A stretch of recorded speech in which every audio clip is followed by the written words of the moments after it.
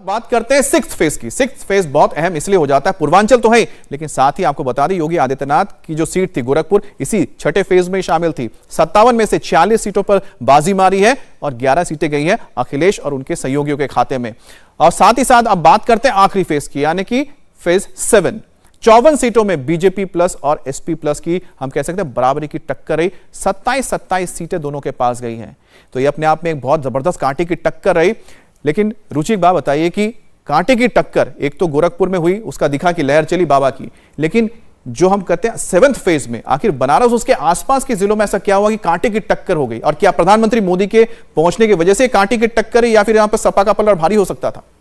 देखिए ऐसा है कि ये जो पूरा इलाका है ईस्टर्न यूपी का, यहाँ पे ओबीसी जातियों के बहुत वोट हैं और कम आबादी है और छोटी छोटी वहाँ पे जातियाँ हैं, तो इसलिए अखिलेश यादव ने जो अलायंसेस किए थे उसका असर आपको यहाँ पर दिखाई दे रहा है कि ओम प्रकाश राजभर हो या मौर्य हो जो मौर्य कम्युनिटी के थे उनसे अलायंस किया, या संजय चौहान हो जो नोनिया कम्युनिटी के हैं। नोनिया हालांकि आबादी बहुत कम है, 2% वोट है, लेकिन मायने रखता है। इसके अलावा जो निषाद लोग हैं जो गंगा के किनारे 26 ज़िलों से जो गंगा बहती है वहाँ पर रहते हैं, तो ये जो ओबीसी वोट था इसका इस इलाके में असर दिखाई दिया और इसीलिए आपको यहाँ पे थोड़ी सी लड़ाई ज़्यादा दिखाई दे रही है। लेकिन बीजेपी ने यहाँ भी काम किया, जातियों पे काम किया। अब आप देखिए फागू चौहान है, वो नोनिया जाति से आते हैं, उनको गवर्नर बनाया बिहार का, तो उसका असर, उसका फ़ायदा यहाँ पर बीजेपी को मिला है। इसी तरह से मौर्य है,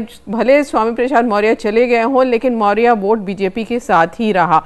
अब सारे फेस को अगर आप एक साथ जोड़ेंगे तो आप जाति की बात करिए, आप धर्म की बात कीजिए, आप जो स्थानीय मुद्दे हैं उनकी बात कीजिए, आप मुस्लिम वोट की बात कीजिए, लेकिन इस पूरे चुनाव में हमने देखा कि एक बड़ा वोट बैंक तैयार हो गया जो लाभार्थियों का वोट बैंक था। उसने ना जाति देखी ना धर्म देखा, उसने बस ये देखा कि कौन सी पार्टी जो है हमें लाभ पहुंचा रही है, हमारा जीना, हमारा जीवन आसान कर रही है। तो उसमें उनको बीजेपी नजर आई, क्योंकि बीजेपी उनको राशन दे रही थी जो 2 साल से फ्री में मिल रहा है, बीजेपी उनको आवास दे रही थी, किसान सम्मान निधि दे रही थी, बीजेपी उनके लिए शौचालय बना रही थी, बीजेपी उज्ज्वला जो योजना है उसमें गैस का कनेक्शन दे रही थी।